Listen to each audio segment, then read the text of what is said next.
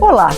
O governo federal já enviou ao Congresso o projeto que isenta do imposto de renda todo mundo que ganha até 5 mil por mês ou 60 mil por ano. A proposta ainda tem uma transição para quem ganha até 7 mil, que também terá diminuição no imposto devido. Para compensar os cerca de 25 bilhões de desconto, o projeto aplica a mesma lógica do outro lado. Quem ganha mais de 50 mil por mês, 600 mil por ano e não paga imposto sobre esse ganho, vai começar a pagar. O aumento será de até 10%, mas só chega a esse patamar quem ganhar 100 mil por mês ou 1 milhão e 200 por ano. Assim, a ideia é de que 10 milhões de pessoas, 65% de quem faz declaração de imposto de renda, fiquem isentas. 141 mil, 0,13% dos contribuintes que hoje não pagam nada ou pagam muito pouco, começam a pagar. Nesta expressão nacional, nós vamos entender melhor essa proposta e saber o que pensam deputados e especialistas. Os nossos convidados são o deputado Capitão Alden, do PL da Bahia, o Reginaldo Lopes, do PT de Minas Gerais, que está chegando daqui a pouco. E nós também contamos com o presidente da Associação Nacional dos Auditores Fiscais da Receita Federal do Brasil, a Unafisco Nacional, Mauro Silva, e pelo Zoom, o diretor executivo da Instituição Fiscal Independente, Marcos Pestana, que já foi deputado aqui nessa casa. E você, o que você acha? Você tem dúvida? Manda sua contribuição ou pergunta pelo chat do nosso canal no YouTube ou pelo WhatsApp 99620-2573. Agora, a gente vai começar com... Para a gente ficar um pouquinho mais claro, essa proposta é muito complexa, mas eu queria mostrar uma arte mais ou menos de como será a isenção e depois a compensação. Vamos ver como é que vai ser esse cálculo da isenção, né? Porque a gente já sabe, renda mensal até 5 mil vai ter um abatimento total no IR, ele não vai pagar nada de imposto. A partir de 5.500, 75%, que é 20, vai pagar 22 em termos, se a gente não considerar o que a pessoa tem de desconto, só em termos gerais, tá? O que poderá ser cobrado, R$ 202 por mês. 6 mil, a pessoa vai pagar 50%, 427. 6.500, 25%, vai dar 633 por mês. 7 mil, continua tudo normal, é o que hoje, e daí para diante, quem ganha mais do que 7 mil vai continuar pagando o imposto que paga hoje, não muda nada. Agora, como é que vai ser a compensação? Né? Quem tem renda anual até 600 mil não muda o que ele já paga hoje. A partir de 750 mil, 2,5%, 18.750. 900 mil por ano, alíquota de 5%, alíquota final, vai dar 45%. 1.050, 7,5%, alíquota de 7,5%. E 1.200.000, a alíquota de 10%. Quer dizer, essa pessoa vai pagar virtualmente 120 mil. Isso os cálculos, a gente sabe, a gente que faz declaração de imposto de renda sabe que os cálculos depois vão... É uma alíquota básica e a gente vai botar os descontos e compensações. Essa tributação, no que está se chamando de alta renda, ela não incide sobre o que já tem desconto na base. Por exemplo, o salário, quem ganha mais de 50 mil por mês, essa pessoa já tem o desconto no salário quando ele recebe, ele já é descontado do imposto de renda, então essa pessoa não vai pagar mais nada. Isso incide sobre aplicações, dividendos e isenções. E agora a gente vai conversar com os nossos convidados para saber o que eles acham. Deputado Capitão Alden, o que o senhor acha dessa possibilidade de isentar até 5 mil reais todas as pessoas que declaram imposto de renda? Perfeito. Inicialmente eu acho bastante salutar essa nossa conversa, esse nosso bate-papo, até para que o cidadão brasileiro possa entender melhor essa proposta do governo. E dizer aqui, deixar muito claro para aqueles que nos acompanham, que o PL, o Partido Liberal, assim como a bancada da minoria e a bancada de oposição, são favoráveis a todo e qualquer tipo de redução de impostos, tributos, taxas, assim como fizemos durante o governo Bolsonaro, onde nós, durante o governo, reduzimos uma série de encargos, tributos, impostos, e justamente contrariando grande parte dos partidos, de esquerda especialmente, dizendo que isso impactaria o Brasil, que isso diminuiria o progresso, que isso poderia diminuir, inclusive, a captação de recursos para investimento em áreas sociais, educação, segurança pública, na própria saúde e tantas áreas importantes. Pelo contrário, nós conseguimos provar que mesmo com redução de impostos, de alíquotas e de tributos, o Brasil cresceu, o Brasil, inclusive, apresentou os maiores ganhos, não somente para o trabalhador brasileiro, mas também as empresas público-privadas que também passaram a dar lucro, que antigamente só dava prejuízo. Então nós somos favoráveis a todo qualquer tipo de redução de encargos tributários e não somente somos favoráveis, mas o PL apresentou um destaque a esse projeto para não reduzir apenas para R$5 mil, mas para ampliar essa isenção para aqueles que ganham até R$10 mil. Por que isso? Porque nós acreditamos que por mais que seja uma isenção razoável, R$5 mil, considerando os vários aumentos de impostos, de tributos, né, e de várias cargas tributárias que foram aumentadas durante o início do governo Lula, essa isenção de até R$5 mil para o trabalhador pouco impactará na sua vida. Ele pouco poderá, inclusive, usufruir dessa isenção, considerando que houve um aumento da carga tributária em todos os setores.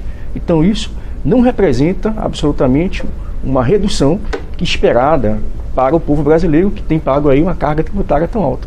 Então, nós acreditamos que essa redução ela possa ser ainda maior, ampliando para R$10 mil, e essas compensações, visando esse aumento da margem de contribuição, ela poderá sim ser compensada. Se o governo federal diminuir o alto custo da máquina pública, né, a quantidade de ministérios que existem hoje, a quantidade de gastos exorbitantes que tem sido feito pelo governo federal, isso poderá sim ser compensado e fazer com que o povo brasileiro possa não somente ter isenção para até R$5 mil, mas ampliar essa isenção para quem ganha até R$10 mil. Essa questão da compensação, eu acho que vai ser a grande questão aqui no Congresso, mas a gente vai falar dela daqui a pouquinho mais aprofundadamente. Deputado Reginaldo Lopes, como é que o senhor vê essa questão? Bem-vindo. Como é que o senhor vê essa questão da isenção? Como é que o senhor vê essa proposta de isenção que chegou aqui? Então, como um fato histórico. O Brasil, culturalmente, fez uma opção: tributar os pobres via consumo e não tributar as pessoas de alta renda. Essa foi a opção histórica do país. Pela primeira vez, nós vamos ampliar a isenção para o andar de baixo, para os trabalhadores e trabalhadoras que ganham até R$5 mil, porque é bom lembrar que no governo anterior do Bolsonaro, o trabalhador de 1,5 salário estava pagando imposto de renda.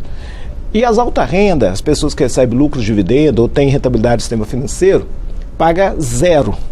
Isso tem uma história, uma trajetória desse fato. Isso ocorreu em 95. Então o presidente Fernando Henrique Cardoso, ele eliminou o imposto sobre lucros de dividendo e ampliou a cobrança de impostos da pessoa jurídica. E a partir daí, o país ficou muito regressivo do ponto de vista tributário, porque penalizou as pessoas de menor renda, que hoje pagam 2/3 da arrecadação. É bom lembrar que a nossa arrecadação total, 2/3 dela vem do imposto indireto e 1/3 do imposto direto, bens o imposto indireto é o que vem quando a gente consome. Uhum. Então, nós já fizemos uma reforma tributária histórica também sobre consumo. Pela primeira vez, nós estamos fazendo um modelo muito tecnológico e um modelo muito popular, porque o Brasil vai ser a única experiência onde o imposto sobre consumo, né, do dia a dia que o cidadão paga, ele vai ser progressivo, porque ele vai ter devolução dos impostos, chamado cashback. Então nós vamos devolver para os mais pobres. Então olha para você ver que interessante. Nós resolvemos parte da regressividade no imposto sobre consumo, mas o Brasil, ao contrário de outros países, tem espaço para cobrar imposto sobre renda e patrimônio. Porque o Brasil arrecada a metade do que os países em desenvolvimento, os 38 países da OCDE, arrecadam sobre renda e patrimônio. E, portanto, é muito justo, é muito histórico desonerar o andar de baixo, desonerar as pessoas até R$5.000 e cobrar do andar de cima, cobrar um percentual de 140 mil pessoas que ganham alta renda no país, recebem lucros e dividendos e não pagam nada de imposto. E de maneira progressiva, de 0 a 10%. Então eu acho que é um fato histórico, vai ajudar a economia a crescer. Nós estamos criando com esse instrumento o 14º salário para os trabalhadores brasileiros. Olha que interessante, o 14º salário usando o instrumento tributário. Isso é interessantíssimo. Então eu acho que vai ser bom para a economia, isso vai permitir, eu acho, o PIB crescer 0,5%, aumenta a arrecadação, e o que eu acho que nós vamos ter que debater e corrigir nesse projeto todo, talvez é compensar os 25% da cesta do Fundo de Participação dos municípios e do Fundo de Participação dos estados, que é uns 5, 6 bilhões. Então, desta forma, eu acho que a sociedade e o parlamento brasileiro têm a tarefa histórica de mudar o sistema tributário para dar a ele total progressividade, ou seja, quem ganha mais, paga mais, quem ganha menos, paga menos, porque hoje é o contrário, quem ganha menos paga mais e quem ganha mais paga menos. Mauro Silva, como é que vocês estão vendo isso na Unafisco? Quer dizer, é uma desoneração de 65% da base. Como é que vocês estão vendo essa questão? Bom dia a todos. Eu acho que a gente precisa primeiro fazer um retrospecto de como isso está acontecendo no imposto de renda, né?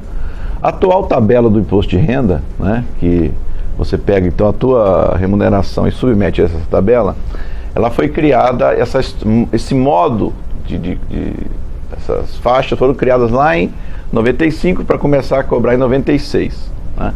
Então a faixa de isenção era R$900 lá naquela época. Então se a gente pegar aquela tabela e considerar toda a inflação até hoje, considerar tudo que foi corrigido, até então nem todos os governos, nem todos os anos foram corrigidos, nós temos hoje uma defasagem no limite de isenção que ultrapassa 130%, está aqui, ó, 130,68% no limite de isenção.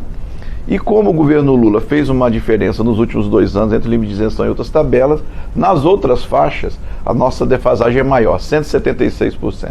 Então hoje até 2 salários mínimos já é isento. Né? Então, aí tem alguns detalhes que a gente pode aprofundar, porque na verdade o limite de isenção é R$ 2.259,20, mas foi criado uma sistemática de cálculo de modo a permitir que quem ganha R$ 2.824 não pague.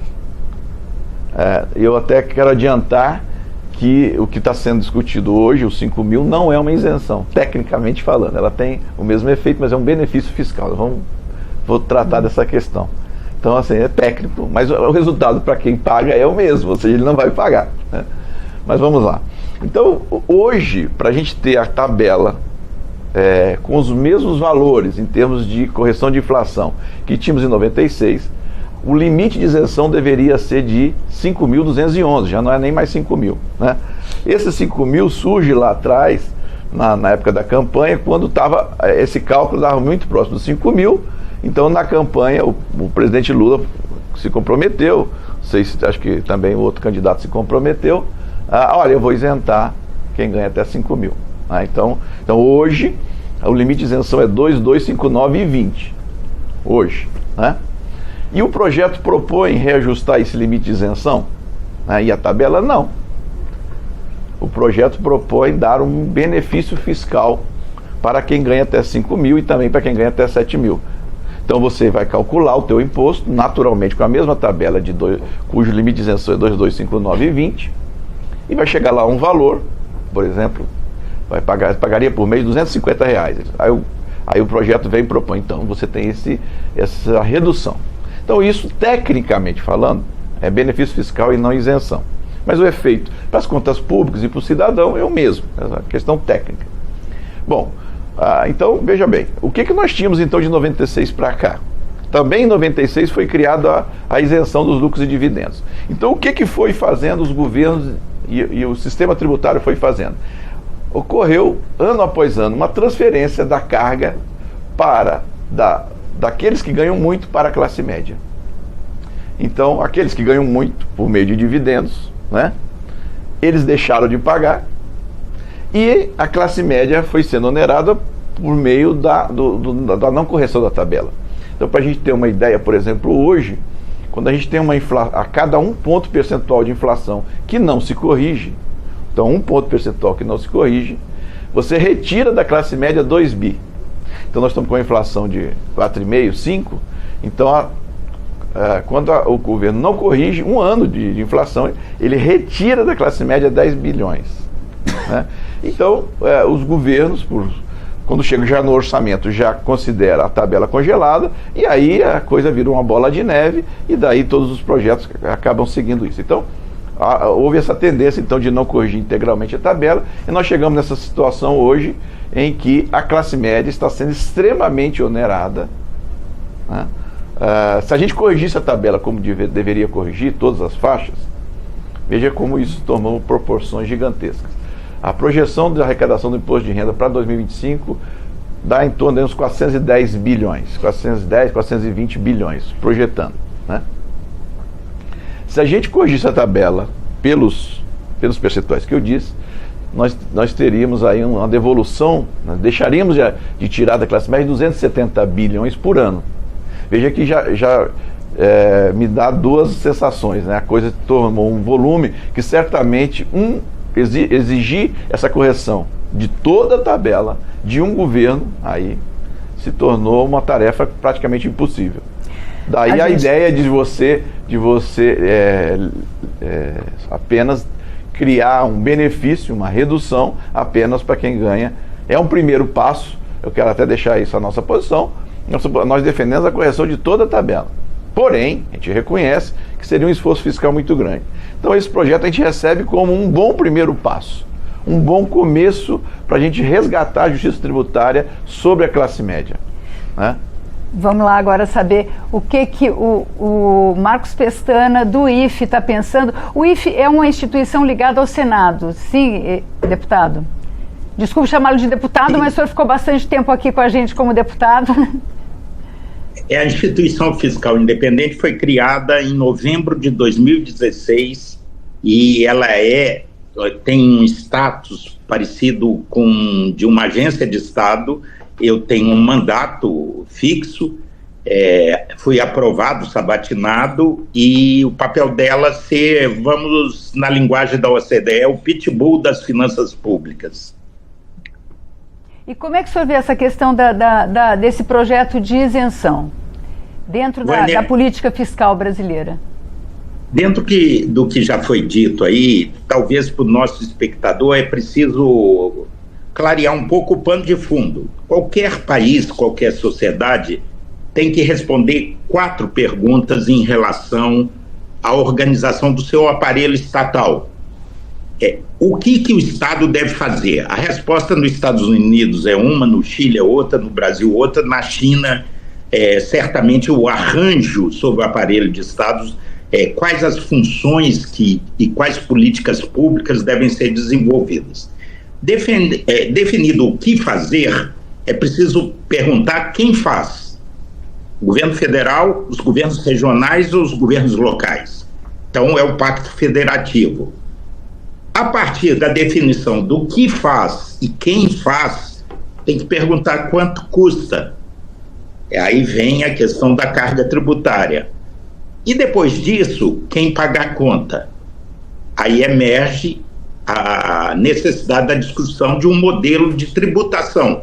O governo extrai uma parte da renda da sociedade para financiar o seu aparelho, o seu funcionamento e as políticas públicas que devolve à sociedade. Nossa carga tributária vai ser anunciada agora, o IBGE e a Fundação Getúlio Vargas devem publicar, e eu acredito que vai ficar em torno de 33,5%, vai aumentar um pouco em relação ao ano passado. É uma carga tributária dos países da OCDE, mas que é uma carga alta, considerando os países emergentes. Então nós estamos assim no limite, o Congresso, a sociedade não quer saber, revelou já em vários momentos uma intolerância para qualquer aumento de carga tributária. 34% é 1/3 do PIB, tudo que a sociedade produz de serviços e produtos.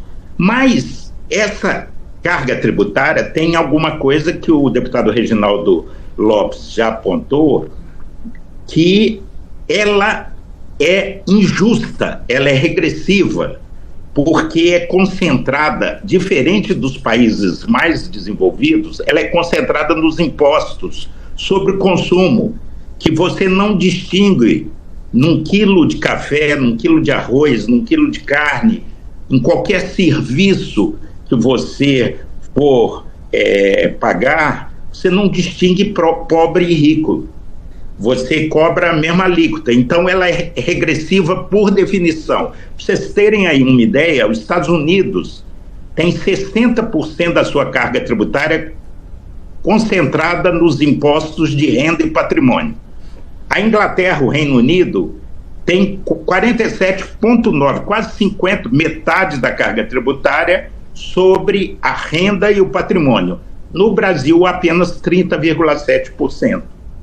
Os impostos sobre o consumo no Brasil são 39%, quase 40% da carga tributária. Então, não se está mexendo nesse jogo totalmente, não está havendo um rearranjo global, mas está havendo uma mudança de qualidade na tributação sobre a renda. E aí a medida é justa, na medida que o Brasil é um dos países mais desiguais de todo o mundo, e é uma medida que aponta, ela não tem caráter de ajuste fiscal. A IFE mexe com ajuste fiscal e toma conta e lança para a sociedade os riscos fiscais que nós estamos correndo. Essa medida não está no campo de aumento da arrecadação, se pretende que o efeito seja neutro do ponto de vista do equilíbrio das contas públicas. O que se quer é justiça tributária. Então, há muito discutido isso. Hoje nós temos aliás, nossos sistemas públicos todos aguçam as desigualdades. O sistema previdenciário é regressivo e o sistema tributário também é regressivo. Vale dizer, os pobres pagam proporcionalmente mais impostos que os mais ricos, e isso não é justo. Então, a medida é correta, aponta na direção correta. É claro que o Congresso vai aperfeiçoar o texto, mas, a princípio, está sendo um início de rearranjo. Já foi feita a reforma sobre o imposto do consumo, introduzindo o IVA, o imposto sobre valor agregado, que é um grande avanço para o Brasil, e agora uma mudança focada na justiça tributária, protegendo os mais pobres e tributando quem pode dar uma contribuição maior para o desenvolvimento do país. Deputado Capitão Malden, como o deputado Marcos Pestana, o professor Marcos Pestana, é difícil da gente desacostumar, muitos anos aqui, observou, existe nessa proposta veio também um cálculo de compensação, que é de cobrança de quem ganha mais, que prevê um resultado neutro, né? Prevê que não se aumente. Para aumentar para R$10 mil, como é que o senhor vê essa compensação? Porque o Congresso não pode aprovar só a isenção, né? Ela tem que aprovar de onde sai, né? Como que seria essa isenção? Aumentaria para essas faixas mais altas de renda? Ou como é que o senhor vê isso? Perfeito. Eu queria fazer um esclarecimento antes, e é importante que a sociedade acompanhe de maneira muito clara as propostas que são apresentadas, tanto pelo governo quanto pela bancada de oposição. De fato, o Jair Bolsonaro também fez essa proposta de redução, não somente da carga tributária nos vários setores econômicos do país, mas também, principalmente, do imposto de renda. E por que não fez? Porque hoje o governo federal e sua bancada diz que Bolsonaro prometeu, não fez. E agora Lula está fazendo. E por que não fez no passado? Não nos esqueçamos que nós passamos pela maior pandemia de todos os tempos. Passamos por guerras, por crises mundiais, E isso afetou todo mundo e não apenas o Brasil. Então seria uma irresponsabilidade, naquele momento, você fazer qualquer tipo de reforma econômica, ajuste fiscal, quando você tinha do outro lado uma ponta crescente de cada vez mais recursos sendo direcionados para a saúde, obviamente para a proteção de todos os seres humanos que estavam naquele momento enfrentando uma pandemia mundial. Então não há como se cobrar medidas importantes como essa, considerando todo esse contexto que nós vivemos de pandemia mundial, de crise do petróleo, guerras envolvendo países importantes que afetavam diretamente o Brasil. Esse é o primeiro ponto. Segundo ponto, a gente percebe que toda essa discussão, para o leigo, para quem não acompanha de fato a política, a economia, é muito fácil, é muito raso o discurso do governo, que diz que vamos tributar mais de quem ganha mais e vamos desonerar de quem ganha menos. E é sempre o mesmo discurso. Parece que o governo não sai do palanque, parece que as narrativas que são apresentadas são muito rasas, sempre jogando pobre contra o rico, branco contra o negro, o heterossexual contra o homossexual. Então sempre aquele jogo de empurra-empurra, criando uma guerra de narrativas. Nós somos a favor da desoneração dos mais pobres, somos, mas nunca podemos colocar o outro lado como se fosse o inimigo. Então é uma inverdade quando se diz que o outro lado não paga nada ou quase pouco. Até porque foi dito aqui que hoje o brasileiro ele dedica 5 meses de sua vida somente para pagar impostos. São mais de 160 dias que ele trabalha no ano só para pagar impostos, tributos e uma série de outras taxas. O Brasil hoje possui uma das maiores taxas tributárias do mundo. Então, como bem disse aqui o nosso amigo, não adianta também somente corrigir uma fatia da tabela, né? Porque nós já pagamos, e aquele que é apontado como inimigo perverso, né, o capitalista, o grande empresário, que é visto como inimigo, é tratado como inimigo, ele é que gera riqueza, ele que gera renda. Então se coloca sempre os grandes empresários, aqueles que produzem a renda, como inimigo. Não, temos que cuidar dos pobres. Mas quem é que gera a riqueza? É o Estado? Quem é que paga as contas? Quem é que paga o salário daquele trabalhador que hoje está se vendo sufocado com tanto taxa, tanto tributo, tanto imposto? Agora, deputado, a proposta de cobrança é sobre a pessoa física, não aumenta nas empresas, né? Pronto. Mas é isso que eu estou dizendo, que o discurso raso é esse, que temos que tributar de quem ganha mais e cobrar menos de quem ganha pouco. Então, essa é uma verdade, porque o que eu estou dizendo para vocês é que quem paga a conta é o grande produtor que gera riqueza. Então, é óbvio que a gente precisa apresentar uma compensação para essa categoria que gera riqueza.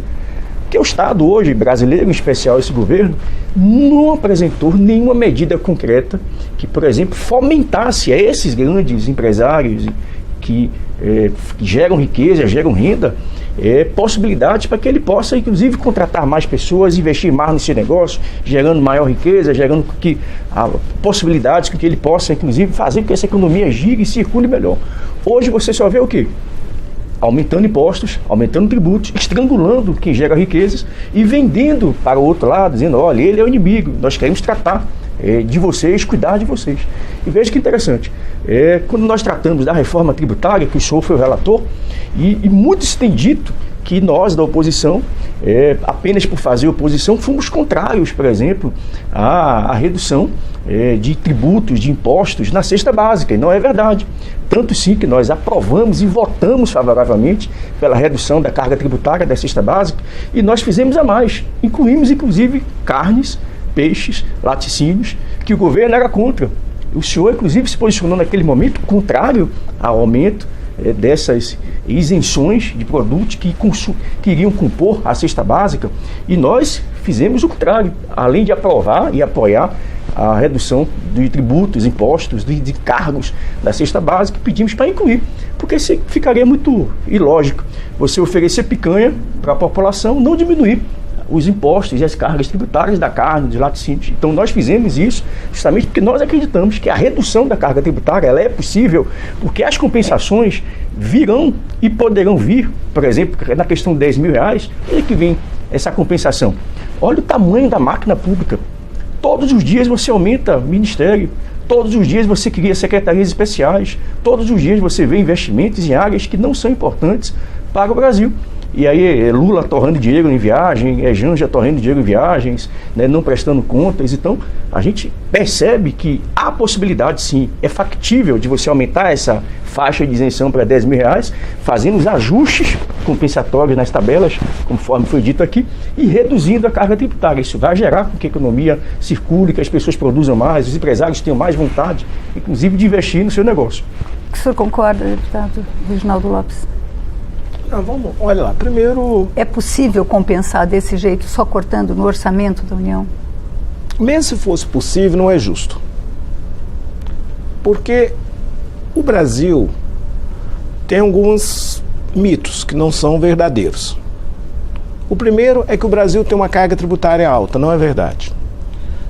Se a gente comparar com os 38 países da OCDE, a nossa carga tributária é um pouco menor. O que nós podemos discutir é a qualidade das políticas públicas que são entregues à sociedade. Esse é um outro debate.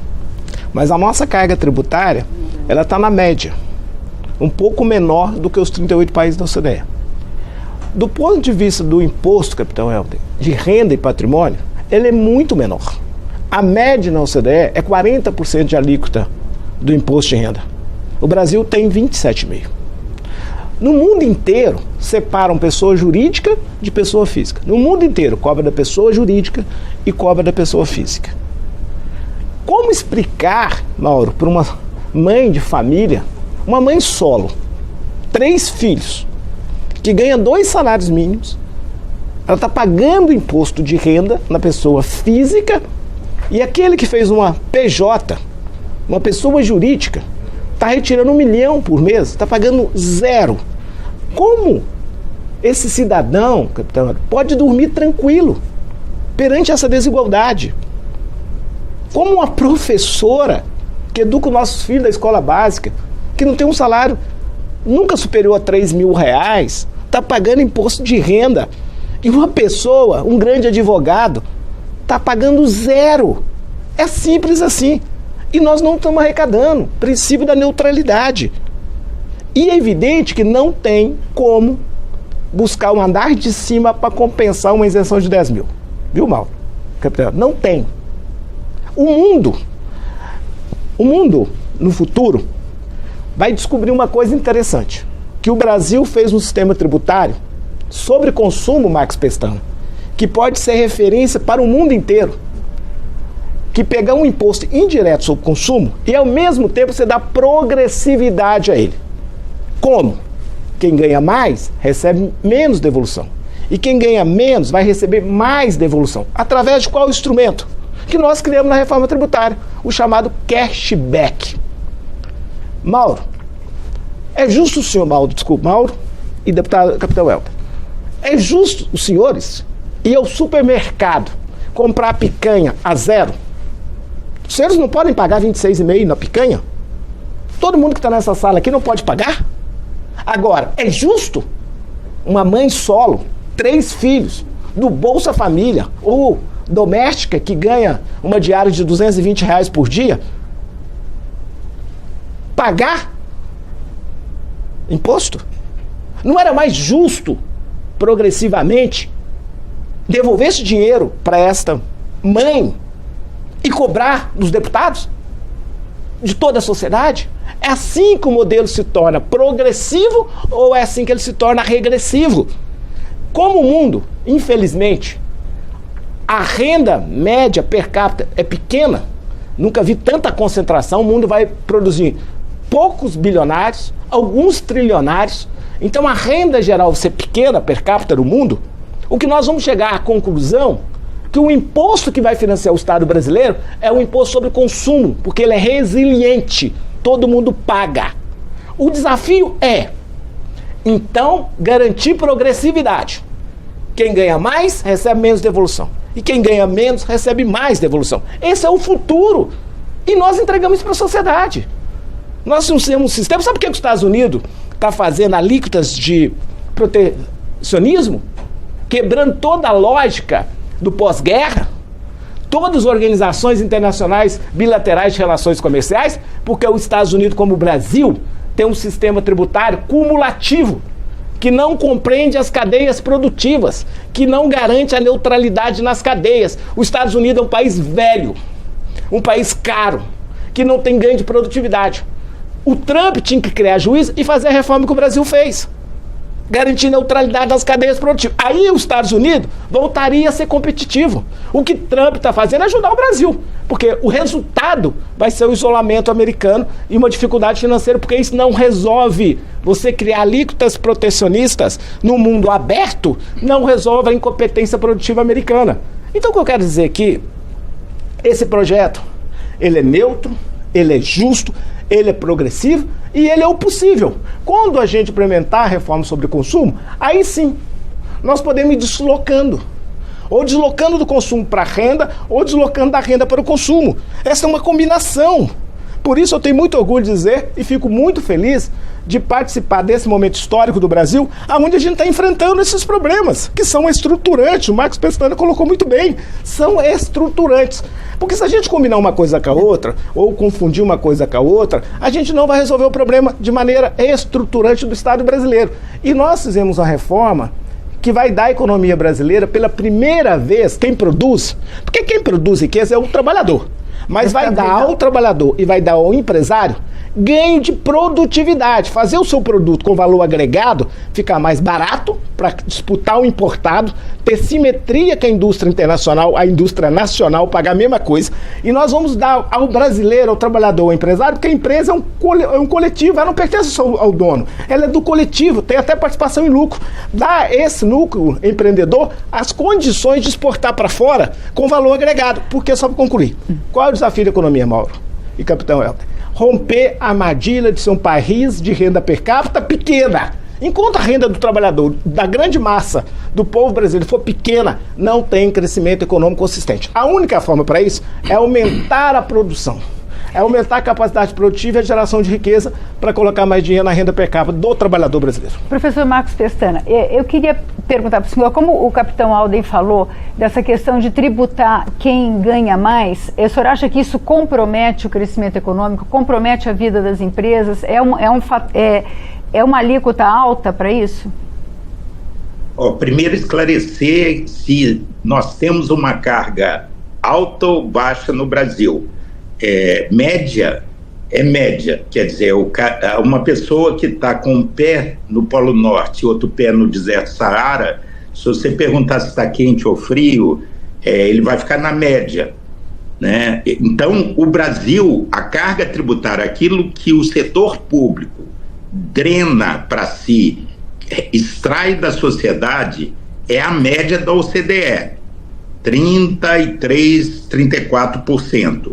No entanto, você tem França, Itália, Dinamarca, Suécia com 45%, 42%. Os países emergentes e mais pobres têm cargas de 20%, 22%. O próprio Estados Unidos é 29%. Então, para um país em desenvolvimento, ainda pobre, e que tem uma série de desafios pela frente, um país emergente, ele tem uma carga tributária muito alta, é o campeão entre os emergentes. Tanto é verdade que a Comissão de Reforma Tributária, onde o Reginaldo teve um papel destacado, tem uma trava de crescimento da carga tributária. Agora, quais são as questões essenciais, as 5 perguntas que estão no ar? A medida proposta do imposto de renda é justa, ela faz uma correção histórica de um problema de injustiça tributária, onde pobres pagam proporcionalmente mais impostos que os mais ricos, mas eu queria deixar 5 perguntas. O Congresso aprovará as compensações, não desbalanceando ainda mais uma delicada situação fiscal de desequilíbrio orçamentário? Então, a primeira pergunta, o Congresso vai votar as compensações? Porque qualquer benefício, não tem almoço grátis. Qualquer benefício tem que ter uma compensação, porque nós estamos com equilíbrio, um déficit primário perto de zero, que é insuficiente para estancar o crescimento da dívida. Segunda pergunta, estados e municípios vão aceitar a perda de receita, já que eles ficam com imposto de renda na fonte dos seus próprios servidores, não vai para o governo federal, fica lá no caixa. Então tem uma perda que já foi mencionada pelo Reginaldo. Como o Congresso vai tratar a perda de estados e municípios? Terceiro, haverá judicialização, as pessoas alegando bitributação, que já pagaram esse imposto como na pessoa jurídica. Isso pode dar margens. O Brasil é o país do contencioso judicial, tudo se judicializa, né? Então, uma grande questão é se haverá judicialização com alegação de bitributação. A quarta pergunta é se haverá fuga de poupança, porque os pobres não têm não têm mobilidade, os ricos têm. Então, hoje você fazer transferência de fluxo de capitais, basta um clique de computador, você vai para um paraíso fiscal. Então, há essa questão de qual o nível de fuga de poupança que as classes médias altas, os mais ricos, vão tirar do país em função... isso é chamado do efeito Depardieu, o ator francês que tirou todo o patrimônio dele da França por causa da carga tributária. E a última questão é se haverá elisão fiscal. Para aqueles que não sabem, elisão não é sonegação, é descobrir janelas dentro da legislação, você pagar menos impostos cumprindo a legislação a partir da sua capacidade de planejamento tributário.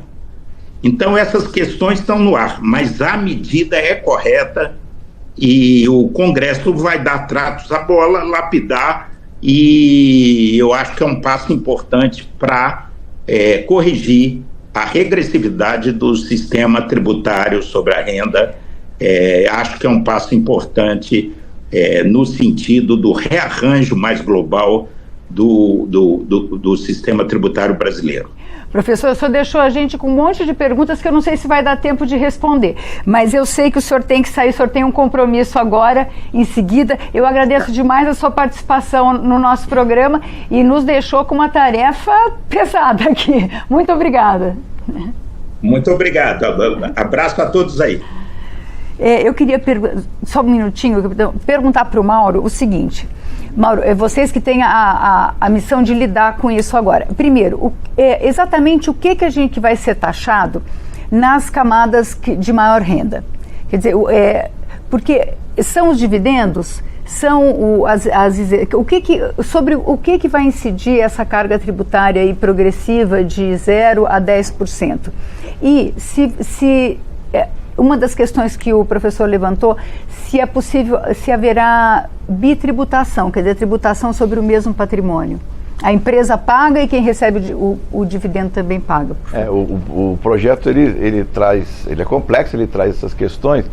Eu vou responder, mas eu queria primeiro deixar aqui algumas provocações e fazer um esclarecimento e deixar umas provocações. Primeiro, nós defendemos que para nós retornarmos ao mesmo nível de 96, que a faixa de isenção seja 5.211. Não me parece ser um ajuste assim tão complicado. Então nós defendemos que a faixa de isenção deve ser 5.211. Então, deixar isso claro.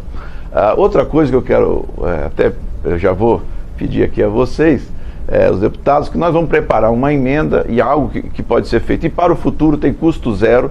E aí a gente estabelece a justiça nesse campo para o futuro, que é simplesmente determinar na lei, quer dizer, nesse projeto que virará lei, que a partir de 2026, os governos façam a correção da inflação todo ano. Nós hoje estamos com um problema que veio do passado justamente não por isso. Então agora a gente tem essa possibilidade de já deixar uma determinação para que nos próximos anos você já corrija anualmente a inflação, a tabela toda, pelo índice de inflação. Isso não tem nenhum problema orçamentário, porque isso já, ao realizar o orçamento, isso tudo já vai ser considerado, já deixo nós vamos elaborar a emenda, vamos apresentar aos deputados, isso é uma grande solução já para o futuro, nós deixaremos de ter esse problema para o futuro. Tocando na questão da carga tributária, que é importante, antes de chegar nesse ponto, quando a gente fala que a carga tributária é 33, então é uma média, e o problema da média é, como disse ali o ex-deputado, né? É um problema sério, porque tem gente pagando 70 e tem gente pagando 0. Né? Então, não é todo mundo que paga 33. E quando você estabelece uma alíquota mínima, você está pegando você está visando aquele que não está pagando 33, ele talvez está pagando muito próximo de 0. E tem outras pessoas pagando até 70. Quem que está pagando muito mais do que 33 pode chegar a 50%, 60%, 70% da sua renda? O empresário sério e o trabalhador assalariado. Esse está com a carga muito superior a 33. O problema não é a carga média, nosso problema é quem está pagando essa carga e essa distribuição. Mas quando você fala empresário sério... Ele não paga mais que 34. Não paga mais que 34. É que quando você fala empresário sério, parece que a gente está falando que quem não paga está sonegando, está cometendo um crime. Um planejamento tributário. Quero corrigir, é verdade. Porque o Brasil não cobra imposto sobre dividendos. Porque tem aquele que quer fugir, mas o Brasil também não cobra. Tem aquele que foge... De fato, ali na pirâmide, né, do compliance, aquele que foge é uma pequena parcela. Mas tem aqueles que pelas leis normais já têm benefícios e acabam pagando bem menos. Então, a carga tributária precisa ser vista que ela é uma média e nós temos efetivamente pessoas, tanto pessoas físicas como jurídicas, pagando muito menos do que a média e outros pagando muito mais. Posso dar um exemplo? Só um pequeno exemplo? Segundo os dados do Ministério da Fazenda, uma pessoa quem ganha acima dos 50 mil está pagando uma alíquota média de 2,5%. Um policial militar paga uma alíquota de 9,8%. A gente está falando de alguma coisa por aí? Eu tenho esses dados aqui, tem uns números que são interessantíssimos. No ano de 2025, naquela declaração de 2026, teremos 48 milhões de declarantes. Desses, abrangidos por essa proposta, tem 30 milhões. Então, dos 48 milhões de declarantes previstos, 30 serão impactados por essa medida aqui. Porque nas primeiras camadas nós temos muita gente. Agora, vamos às alíquotas. Eu tenho aqui as alíquotas. Quem ganha mais, e aí é bom para a gente pensar quanto que representa esses 10% de alíquota mínima. Quem ganha mais de 10 salários mínimos por mês, dá mais de 15 mil reais, vamos dizer assim. Né? Que daria por ano 180 mil. Veja que está bem abaixo dos 600 mil. Ele já começa pagando, a alíquota efetiva dele é 14%. E essa alíquota efetiva vai de 14% a 21%. Então, quando eu submeto o conjunto da renda, incluindo as rendas isentas, incluindo dividendos, a uma alíquota mínima de 10%, eu ainda deixo aí para trás uma injustiça. Mas, como tudo deve ser feito não por solavancos, mas gradativamente, né? E eu quero também acrescentar que a gente recebeu o projeto como um projeto ousado, um projeto que é um primeiros passos importante e ousado e corajoso na direção da justiça tributária. Mas ele deixa ainda algumas coisas para trás que também são coisas que nós temos aí há 30 anos, são injustiças acumuladas em 30 anos, que não poderiam ser corrigidas. Mas veja que essa alíquota mínima de 10% ainda não nos traz a justiça tributária completa, porque um assalariado, alguém que teve um curso superior, tem uma carreira e ganha mais de 10 salários mínimos, ele já começa pagando 14% e vai até lá, ultrapassa 20% de alíquota efetiva. Então os 10% você já é bem suave. Agora, quando você soma para dar os 600 mil e põe todas as rendas isentas, inclusive de dividendos, e submete aos 10%, tem duas travas, né? Esses 10%, né? De acordo com a alíquota progressiva, e não pode ultrapassar a alíquota, as empresas vão calcular a sua alíquota efetiva, né? Cada empresa vai ter que calcular a sua alíquota efetiva, vai dizer, olha, o quanto eu tive de lucro líquido e quanto eu paguei de imposto de renda, e vai dar uma alíquota efetiva da empresa. Então, essa alíquota efetiva da empresa, nominal, ela é 34%. Então, nominal é 34, 25 mais 9 em média. Tem alguns outros tipos, mas vamos falar do 34.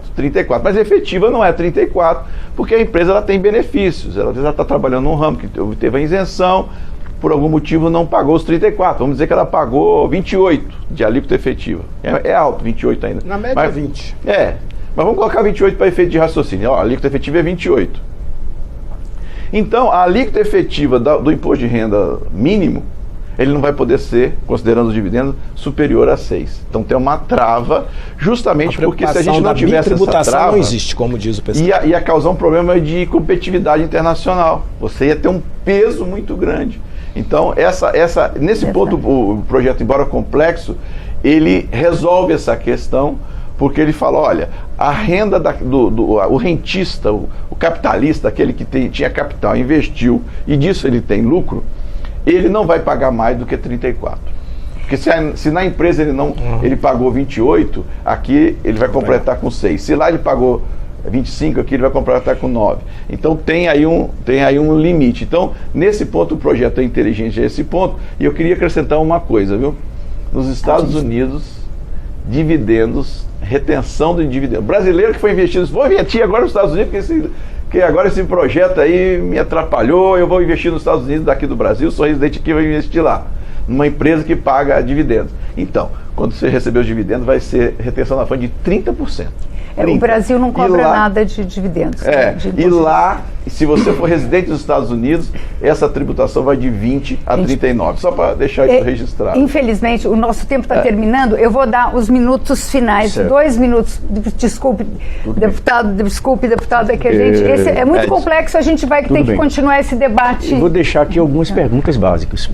Falou-se aqui que o Brasil vai servir de modelo de economia na tributação para o resto do mundo. Não vai servir de modelo para nenhum país.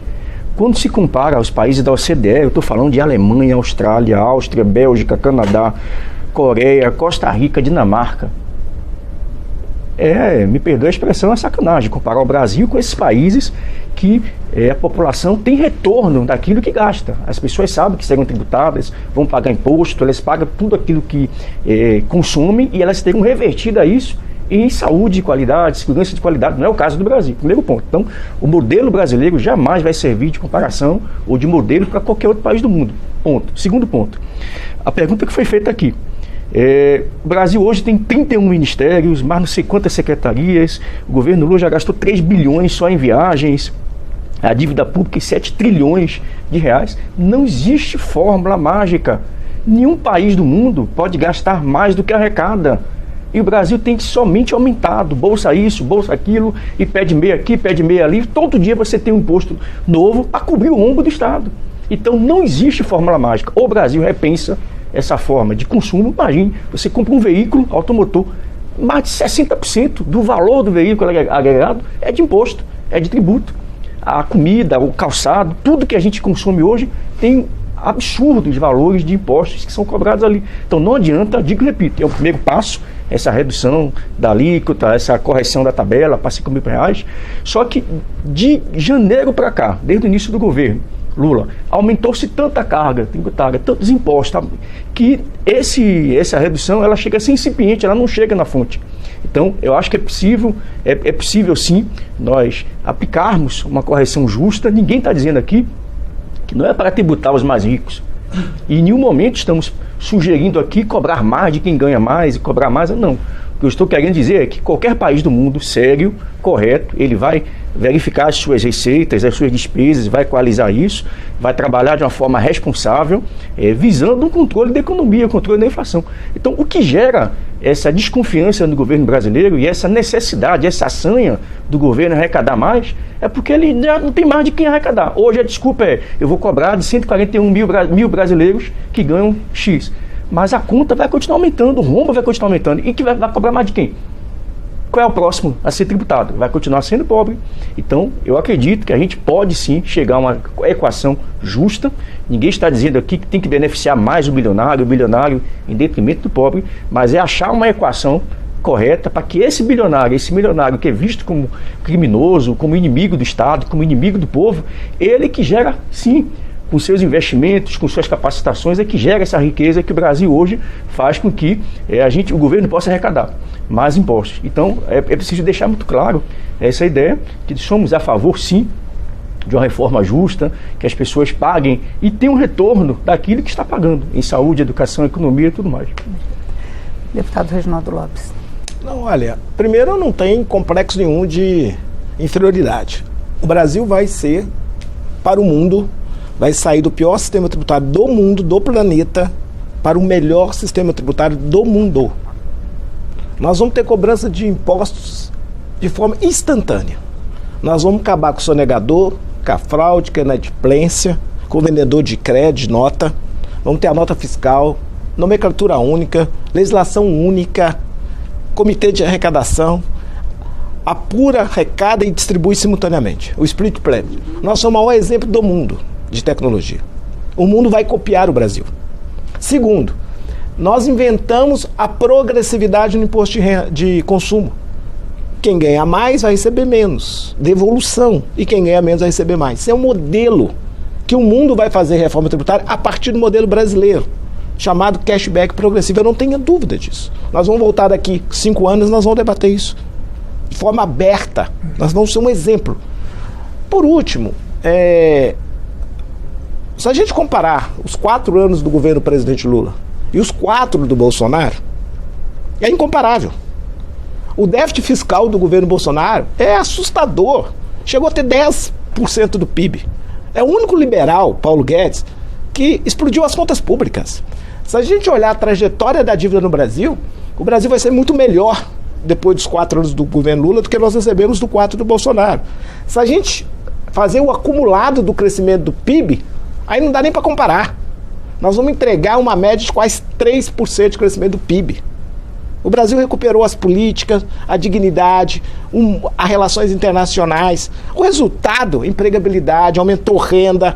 Então, para além da polarização, cada um fala para o seu público, nós precisamos materializar isso em dados. O dado concreto é que, de fato, nós estamos recuperando o Brasil e o Brasil vai crescer como nunca. E de medidas estruturantes, eu quero voltar a repetir. O setor produtivo no Brasil, o setor da transformação, porque não tem nação sem indústria, é um erro. Países que abriram mão da indústria ficaram vulneráveis. Irmão, Argentina ao lado.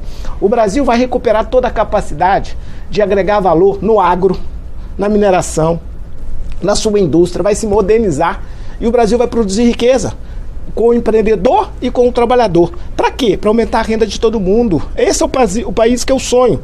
E lógico, lá na frente, nós temos que modernizar o Estado, modernizar os serviços públicos, melhorar a qualidade. Isso eu também compreendo que é necessário. Eu acho que nós podemos fazer uma grande reforma do governo do ponto de vista digital, fazer um governo moderno, digital, tecnológico, que elimina custos e que sobra dinheiro para a ponta para atender o povo na saúde, na educação, na segurança. Então esse é o país que eu estou super animado e nós estamos ajudando a construir. Eu agradeço a presença dos senhores. Essa conversa vai continuar, mas hoje nós conversamos sobre a proposta de mudança do imposto de renda com o diretor executivo da Instituição Fiscal Independente, Marcos Pestana, o presidente da Unafisco Nacional, Mauro Silva, e os deputados Reginaldo Lopes, do PT de Minas Gerais, e Capitão Alden, do PL da Bahia. Se você quiser rever ou compartilhar esse programa, vá ao nosso canal no YouTube. E obrigada pela audiência e até a próxima.